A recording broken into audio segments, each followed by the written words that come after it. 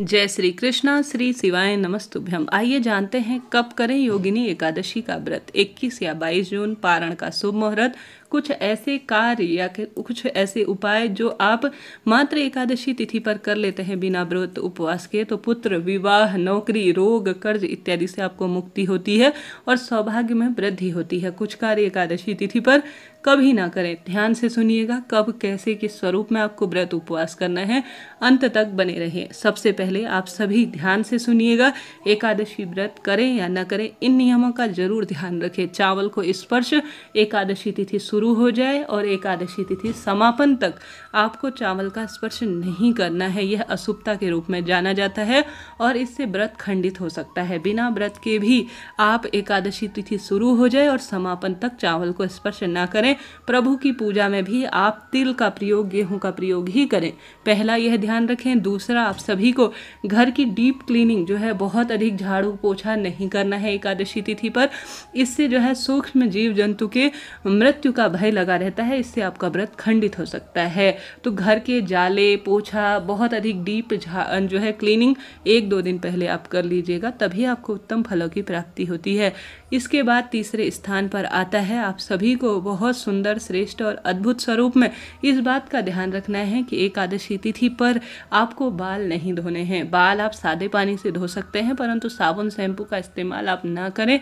1-2 दिन पहले साबुन शैम्पू का इस्तेमाल कर एकादशी तिथि पर सिर्फ आप सिर जो है बालों को धोइएगा। इसके बाद एकादशी तिथि कब से कब तक है, ध्यान से सुने। एकादशी तिथि प्रारंभ हो रही है 21 जून 2025 की सुबह 7:19। एकादशी तिथि समापन 22 जून 2025 की सुबह 4:28। एकादशी इस बार 2 दिन हो रही है, 21 और 22 जून को। ऐसे में जो खाटू श्याम जी मंदिर है और अन्य मंदिरों में 21 जून को उदया तिथि मान्यता अनुसार व्रत कर रहे हैं, परंतु शास्त्र प्रमाण कहता है कि 10वीं युक्त एकादशी अर्थात 21 जून की एकादशी ज़्यादा शुभ और श्रेष्ठ नहीं है, जबकि 22 जून की एकादशी त्रिपुष्कर योग में सुंदर स्वरूप में हमें प्राप्त हो रही है और द्वादशी मिश्रित एकादशी करना ज़्यादा शुभ और श्रेष्ठ रहेगा। ऐसी स्थिति में मेरी बात करें तो 22 जून 2025 को ही हम सभी एकादशी का व्रत कर रहे हैं। आप भी 22 जून को ही एकादशी का व्रत कीजिएगा सुंदर फलों की प्राप्ति के लिए।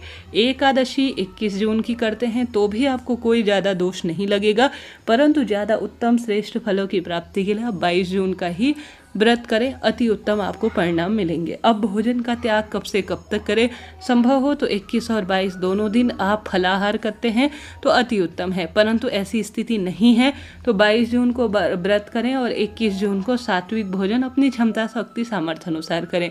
चाहे तो सिर्फ फलाहार करें, चाहे तो आप जो है अन्न ग्रहण कर सकते हैं, इच्छा आपकी है, परंतु चावल दोनों तिथि पर आप अवॉइड करें। इस चीज़ का आप ध्यान रखें। अब आप सभी को कैसे नियम लेना है, ध्यान से सुने, अंत तक बने रहें। आप सभी को 22 तारीख को व्रत करना है। जितना संभव हो श्रेष्ठ स्वरूप में फलों की प्राप्ति के लिए आप 22 जून का ही व्रत करें। 10वीं युक्त एकादशी राक्षसी प्रवृत्ति को बढ़ाने वाली होती है, इस कारण से 21 जून को व्रत करना उतना श्रेष्ठ नहीं होगा। संभव हो तो 22 जून को ही आप द्वादशी मिश्रित, त्रयोदशी मिश्रित एकादशी व्रत करते हैं तो 3 तिथि का आपको फल मिलता है। एक तो एकादशी, एक द्वादशी और शाम से त्रयोदशी तिथि भी शुरू हो जाएगी, तो बहुत सुंदर इसके परिणाम मिलेंगे। अब जो भक्त 21 जून को व्रत करेंगे वह 22 जून को अपने व्रत को खोलेंगे दोपहर 1:47 से 4:35 के आसपास। तो आप सभी 21 जून को जो व्रत करेंगे, 22 जून को थोड़ा लंबा समय आपको मिल रहा है, इस समय ही आप व्रत को खोलिएगा। थोड़ा हरिवासर का इसमें ध्यान रखा जाता है और द्वादशी तिथि को भी ध्यान में रखा जाता है, उसी के आधार पर यह तिथि निकाली जाती है। अब जो भक्तजन 22 जून को व्रत करेंगे वह 23 जून की सुबह 5:23 से 8 बजे तक अपने व्रत को खोल लेंगे।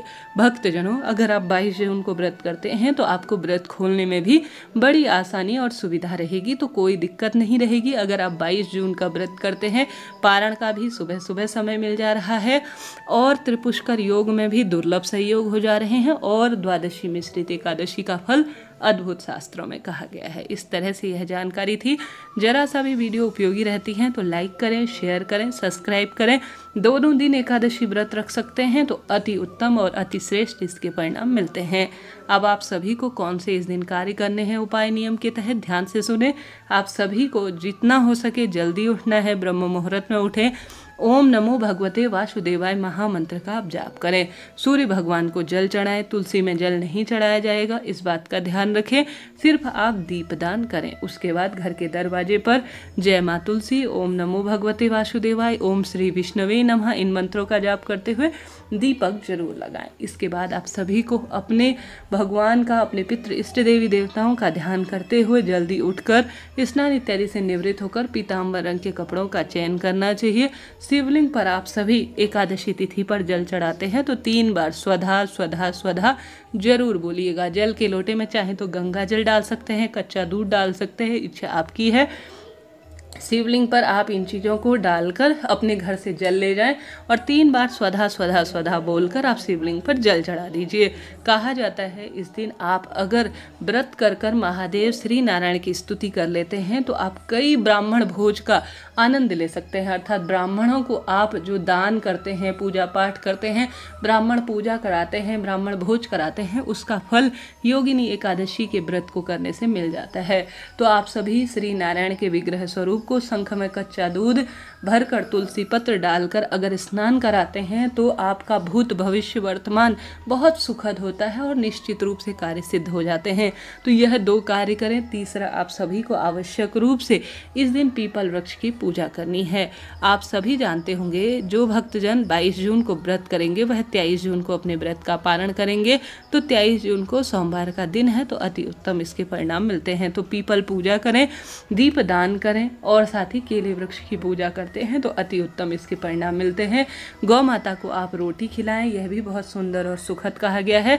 तुलसी पत्र बिना श्री नारायण कोई भी पूजा पाठ स्वीकार नहीं करते तो तुलसी पत्र आप जरूर से भोजन में शामिल करें। भगवान जी की पूजा में तुलसी पत्र रखकर प्रभु की आराधना करें। ओम नमो भगवते वासुदेवाय महामंत्र का जाप करें।